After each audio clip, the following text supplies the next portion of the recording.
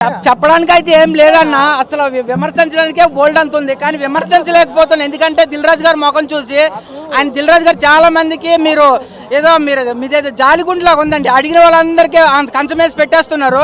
మధ్యాహ్నం నుండి మీరు ఒక పని చేయండి, ఈ సినిమాకి నేను ప్రొడ్యూసర్ కాదండి, ప్రెస్ మీట్ పెట్టండి, లేదంటే మీ మీద ఎక్స్పెక్టేషన్తో వచ్చేస్తారు. నేనైతే హీరో నితిన్ నాకు తెలుసు, దిల్ సినిమా నుండి చూస్తున్నాం.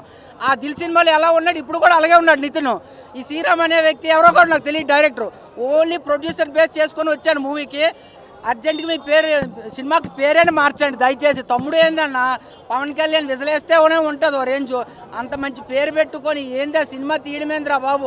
3 గంటలు టార్చర్ చూపించినాం. అర్జెంటుగా దిల్ రాజు ఈ సినిమాకి ప్రొడ్యూసర్ కాదు, ప్రెస్ మీట్ పెట్టాలి. ఈ సినిమా పేరు తమ్ముడు కాదు, ప్రెస్ మీట్ పెట్టాలి. ఈ 2 అర్జెంటుగా చేయాల్సిన పనులు, లేదంటే సొసైటీలోకి నెగిటివిటీ వెళ్ళిపోతుంది.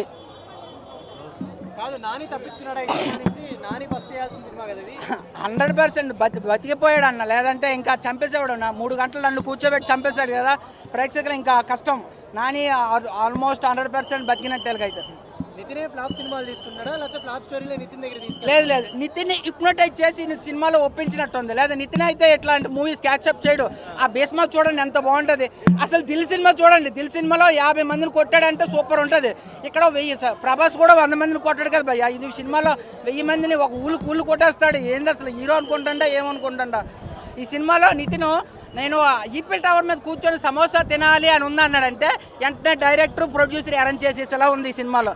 మాట చిటికేస్తే వచ్చేస్తుంది ఐటమ్. అసలు ఏం సినిమా తీస్తున్నావో ఏందో నాకు అర్థం కాలేదు.